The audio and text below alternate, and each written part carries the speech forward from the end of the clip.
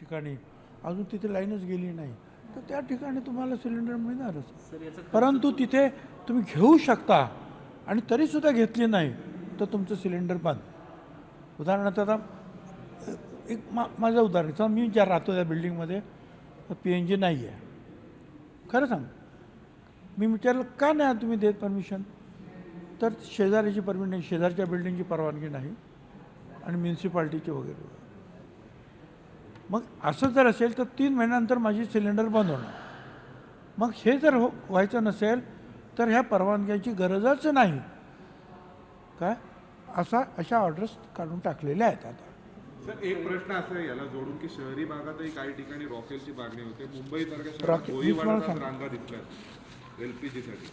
मी सांगितलेलं आहे, शहरी भागातच नाही आणि ग्रामीण भागात तर खूप ठिकाणी रॉकेल केरोसिनचा वापर होतो. आतापर्यंत जे आहे काय हायकोर्टाच्या एक त्यावेळी एक ऑर्डर होती की जर तुमच्याकडे तर उज्ज्वला जर सगळीकडे दिलेला आहे तर मग केरोसिनची गरज काय. त्याच्यामुळे केरोसिन असतानासुद्धा आपण केरोसिन देऊ शकत नव्हतो. परंतु प्राप्त परिस्थितीमध्ये जो हा मोठा प्रश्न निर्माण झाला, आपण हायकोर्टानंसुद्धा कळवलं की आता आपल्याला करावं लागेल, द्यावं लागेल. जवळजवळ 3,500 किलो लिटर एवढं केरोसिन महाराष्ट्राकडे आहे. म्हणजे दर महिन्याचा कुठे आहे तो. तर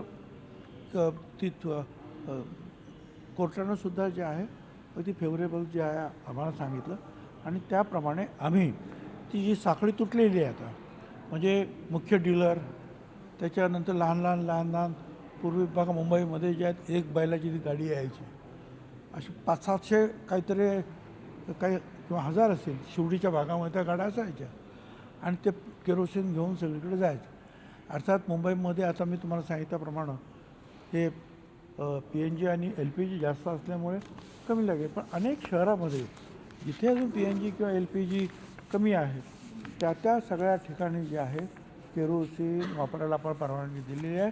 आणि ज्यांच्या परवानग्या ह्या ज्या जुने जे डीलर्स आहेत आपले केरोसिनचे,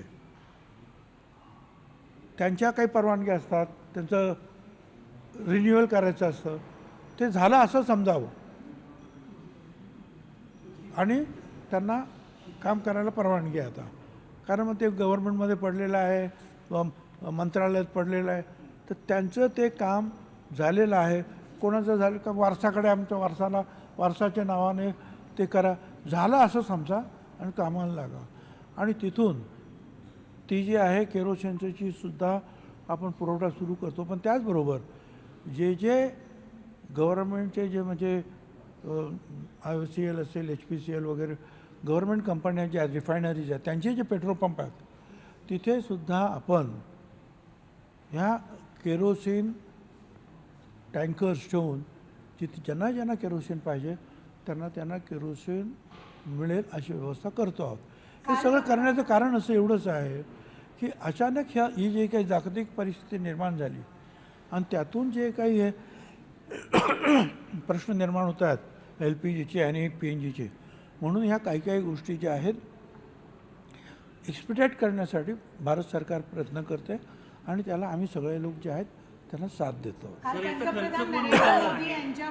खर्च कोण उचलणार आहे साधारणपणे? सरकार याच्यासाठी घेणार आहे की जो ग्राहक आहे त्याच्याकडनं हे पैसे वसूल केले जातील? जेवढं गॅस तुम्ही वापरणार त्याचं मीटर असते ते तर पैसे द्यावेच लागतात. बाकी पाईपलाईन वगैरे त्याचं ते करतात ते सगळं.